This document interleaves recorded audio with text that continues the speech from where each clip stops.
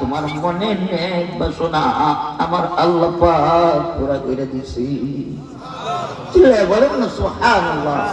ও মুরব্বী বাবারা, ও যুবক ভাইরা, আল্লাহ পাক যদি আপনি আমার একটা সাধারণ রুটিওয়ালা এই আমলের বদৌলতে যদি আল্লাহ পাক তার মনের সকল নেক বাসনা পুরা করতে পারেন, বলেন আপনি আমি এই আমল করলে আল্লাহ পাক আপনি আমার মনের সকল নেক বাসনা পুরা করতে পারেন কি পারেন না?